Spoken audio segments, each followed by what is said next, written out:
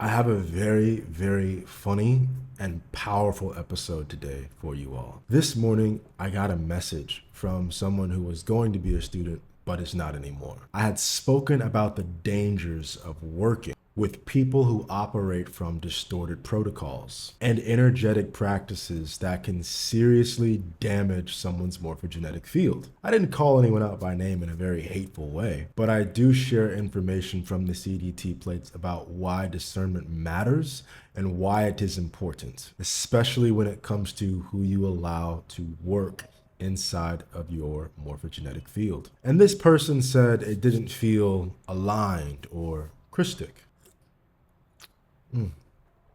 So good. This kind of reaction is becoming very, very common in spiritual places. And today, I want to speak about it directly. So buckle up because this episode is going to ruffle some feathers in the spiritual community.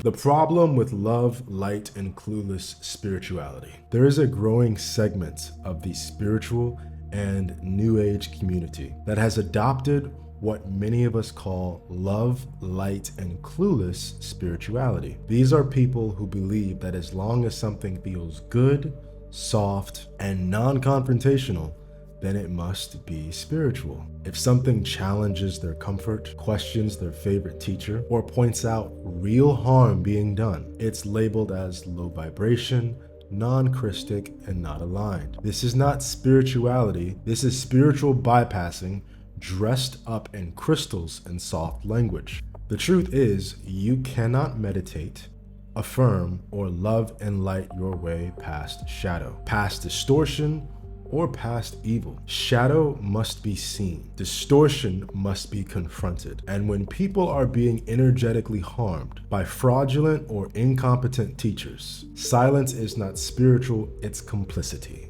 I'm going to break it down so that you can understand why warrior avatars are called to defend the helpless from time to time.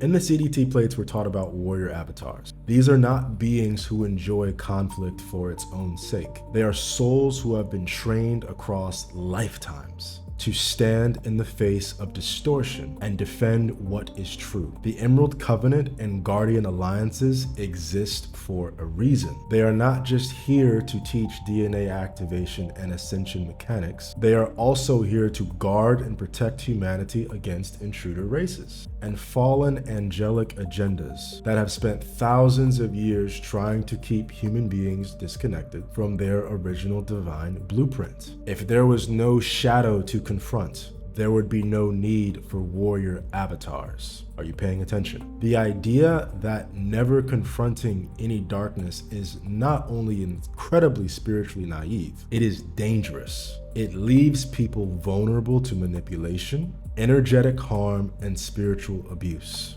Next topic is the fragility of modern spirituality. What I see often in these spaces is a kind of spiritual fragility. People want spirituality that makes them feel good. Of course we do, I do. But they don't want teachings that require them to develop real discernment. The fragility is not strength. It is often a privilege held by those bloodlines who have not been hunted, whose lands have not been colonized, whose ancestors were forced to not only fight, but to survive. For many of us, whose ancestral lineage carries the memories of oppression and energetic targeting, embodying a warrior avatar is not a choice, it's a necessity. Oh, water's so good. When I speak out against teachers who are damaging people's morphogenetic fields, I'm doing it because I've seen the damage. I have studied the mechanics. I have a responsibility to call it out. You cannot enlighten your way past shadow. One of the biggest illusions in modern spirituality is the belief that if we just stay in high vibration and never confront anything dark, we will somehow transcend it.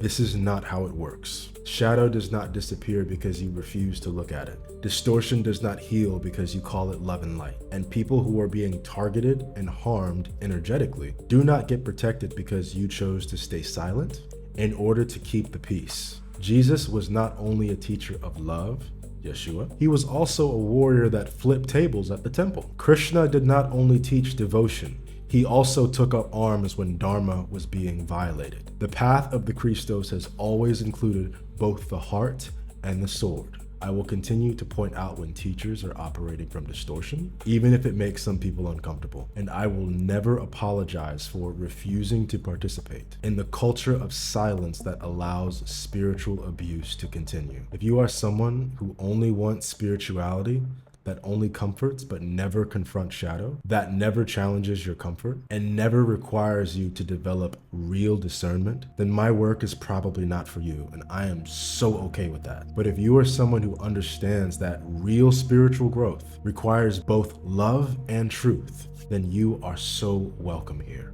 Let's talk about warrior for just another second, specifically Yeshua 12 and Krishna. Many people have been taught a very soft, compassionate version of Yeshua that did exist and was the main Christic avatar he was embodying. They picture him only as the gentle teacher who taught people to turn the other cheek. While compassion was a major part of his mission, this image is incomplete. Yeshua 12 came a part of the Christos realignment mission. His primary work involved anchoring high Christos frequencies into Earth's planetary grid and helping restore humanity's connection to its original 12-strand genetic potential. However, even he operated in a time of extreme distortion and interference. The religious and spiritual institutions during the time he was alive on this planet were deeply corrupt and actively suppressing spiritual truth and oppressing people.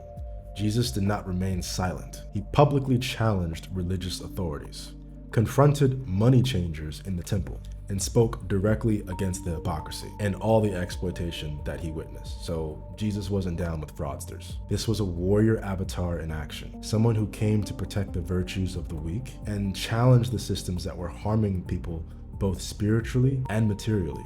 We see the same pattern with Krishna in the Bhagavad Gita. Krishna teaches Arjuna about love, dharma, and the nature of the soul. But he also instructs Arjuna to go to war when it becomes necessary to uphold righteousness and protect the innocent.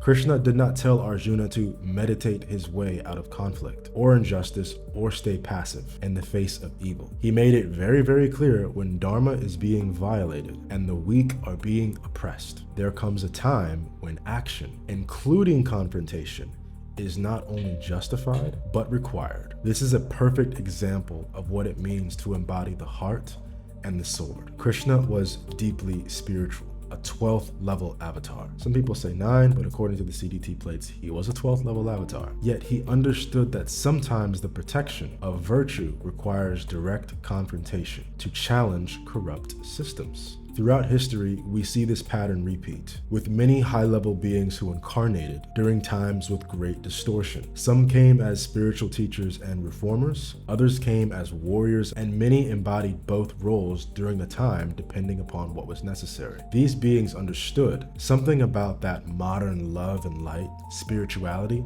often misses. You cannot protect the weak without being willing to confront what's actively harming them. When systems become corrupt, whether they are religious, political, or spiritual, those who have been given power and knowledge have a responsibility to use it in service of truth, not comfort. Staying silent while others are being energetically exploited or energetically harmed is not enlightenment, it's avoidance. This is why I speak out when I see teachers who are doing things and operating in ways that are harming people's morphogenetic fields or spread distorted teachings. It is because I understand that silence in the face of harm is a form of complicity. Just like Yeshua confronted corrupt rabbis in the temple, and just like Krishna guided Arjuna to act when dharma was being violated, there are times when those of us who carry warrior avatars must speak even when people feel uncomfortable. The people who get triggered by this and cancel their subscription or unfollow or whatever are often the same ones who have the privilege of never confronting true and real darkness in their lives.